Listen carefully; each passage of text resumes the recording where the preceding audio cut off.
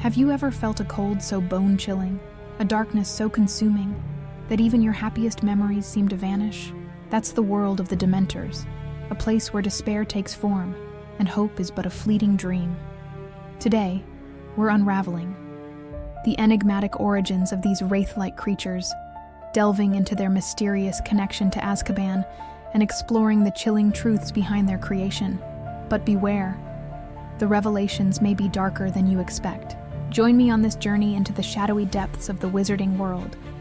And don't forget to conjure your Patronus by subscribing to stay protected from missing out on any of these magical secrets. Have you ever felt a cold so piercing, a despair so deep that even breathing seemed impossible? Welcome to the realm of the Dementors, creatures born not of life, but of pure, unrelenting misery.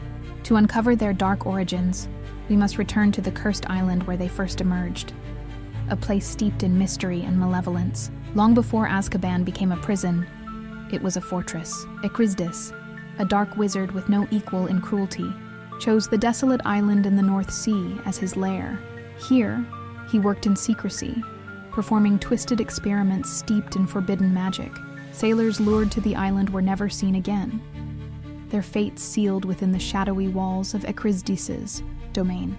Over time, the fortress absorbed the agony of its victims, becoming steeped in despair so profound it seemed alive. When Ekrizdis vanished, whether by death or madness, the fortress didn't crumble. Instead, it remained, cloaked in ancient concealment charms and filled with the echoes of his dark deeds. No one ventured near for centuries, yet something unnatural lingered. The very air around Azkaban grew heavy with misery, as if the island itself remembered and mourned the horrors it had witnessed. It is here, many believe, that the first Dementors formed, not by the hands of a wizard, but through the slow, relentless accumulation of suffering. They emerged as manifestations of despair, drawn from the island's poisoned essence. Over centuries, their numbers multiplied, spreading like a malignant force through the dark corridors of Azkaban. In 1718, the Ministry discovered Azkaban hidden deep in the North Sea. The fortress, long abandoned yet eerily intact, exuded an aura so malevolent that even the most skilled aurors hesitated to approach. The dark magic woven into its walls was almost alive, sending waves of dread through anyone who dared venture close. Reports from those few who returned spoke of a place steeped in misery, and worse, shadowy figures gliding through the fog, feeding on every shred of happiness. These were the Dementors, creatures the Ministry had never encountered before. Unsure of how to combat them and terrified of provoking their wrath, the Ministry chose not to interfere, leaving the fortress untouched. By 1747, however, Azkaban had become impossible to ignore. With wizarding society grappling with an increase in dark magic and lawlessness, the Ministry needed a solution, a prison capable of housing the most dangerous witches and wizards. The choice was grim, but logical. Azkaban, already teeming with Dementors, became the answer. The Ministry reasoned that the Dementors could serve as wardens, feeding on the prisoners' emotions and ensuring that escape was impossible. It was a bargain with darkness, but it worked. Azkaban was officially repurposed, and the Dementors found a steady supply of victims to sustain them. By the late 1700s, Azkaban had gained its terrifying reputation. Prisoners held within its walls faced more than just confinement. They faced a living nightmare. The Dementors didn't simply guard. They broke spirits. Few survived the experience with their sanity intact. Tales of Azkaban spread across the wizarding world, cementing its image as an inescapable hell. The name itself became synonymous with fear, a whispered warning of what awaited those who crossed the line. But here's the chilling truth. Azkaban didn't just trap prisoners, it trapped humanity's darkest fears. And the Dementors? They didn't just guard the prison, they thrived, growing stronger with each soul they consumed. By the 1830s, sightings of Dementors outside Azkaban were on the rise. Stories emerged of villages plagued by a sudden, unexplainable cold and a deep, unnatural gloom. These were no ordinary chills. People described feeling as though their joy was being stolen, leaving them hollow and afraid. The Ministry of Magic acted quickly, issuing strict measures to restrict the movement of Dementors. Yet even these attempts seemed fragile. as though the creatures were testing the limits of their leash. Then came the infamous escape attempt of 1863. A daring prisoner at Azkaban managed to slip past the guards, but his freedom was short-lived. Pursued by Dementors, he would have met a fate worse than death, if not for an extraordinary moment. An enduring tale from this time recounts how a wizard supposedly became the first to successfully cast a Patronus charm against a Dementor during a daring escape attempt. Eyewitnesses described the blinding light of the silvery creature as it drove back the darkness, an act of defiance that proved these beings were not invincible. The incident was a turning point, revealing that even in the face of overwhelming despair, hope could prevail. By 1890, researchers from the Department for the Regulation and Control of Magical Creatures attempted to study Dementors in detail. They observed their movements, their effects on the environment, and their chilling interactions with humans. But the creatures defied categorization. No spell, no magical artifact, no theory could fully explain their existence. Dementors remained a riddle, as if they were more a force of nature than a living being. The question wasn't just how to control them. It was whether they could ever truly be contained.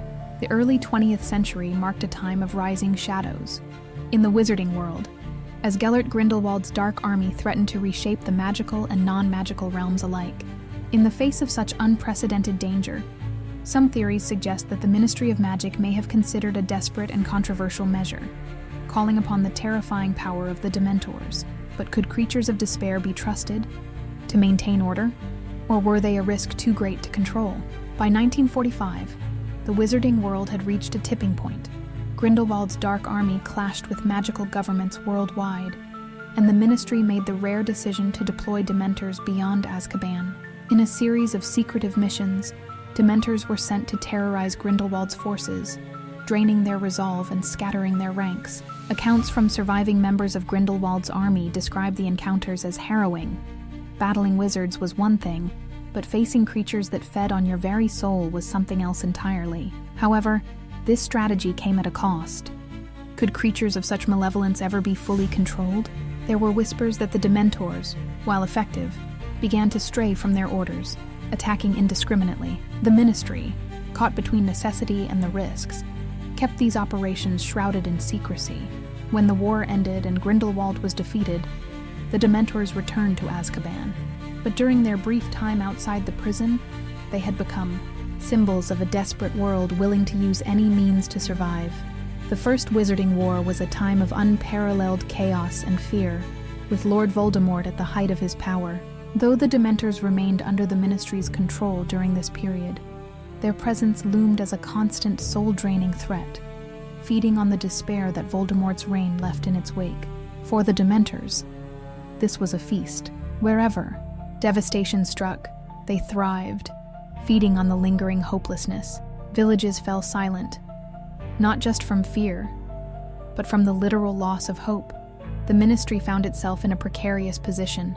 How do you fight enemies who can break your spirit without lifting a wand? The Patronus charm, already difficult to conjure, became the wizarding world's most critical line of defense. Those capable of casting one became heroes.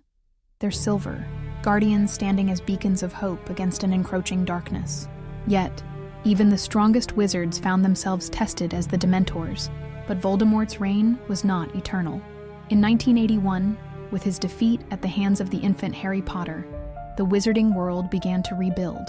The Dementors returned to Azkaban, where the Ministry maintained control, though their insatiable hunger for despair remained a looming threat. The First Wizarding War was not just a battle of magic. It was a battle of emotions, of light against the deepest shadow. The Dementors, with their relentless appetite for misery, were more than mere witnesses to the devastation. They symbolized how darkness can spread when unchecked. And so, a question remains: when darkness has tasted freedom, can it ever truly be caged again? In 1995, as Voldemort rose again, the Dementors made a chilling decision. They abandoned Azkaban, their long-held post, and aligned with the Dark Lord. The Ministry of Magic, already weakened by denial and corruption, now faced the reality of a full-scale rebellion within its own ranks. Without the Dementors guarding Azkaban, Death Eaters staged daring escapes, bolstering Voldemort's army. The pinnacle of their darkness came during the Battle of Hogwarts in 1998. As Voldemort's forces stormed the castle, Dementors swept through the grounds, turning the night colder than winter itself. They drained the courage of defenders. Harry, Potter himself, burdened by grief, could barely summon the strength for a Patronus. It was only the combined effort of his allies, Luna, Ernie, and Seamus, that drove the Dementors back into the shadows. The Second Wizarding War proved that Dementors were opportunistic forces of despair. Their role in the war serves as a haunting reminder of how fear can be weaponized. In 1999, following Voldemort's defeat, the Wizarding world began its journey toward lasting change.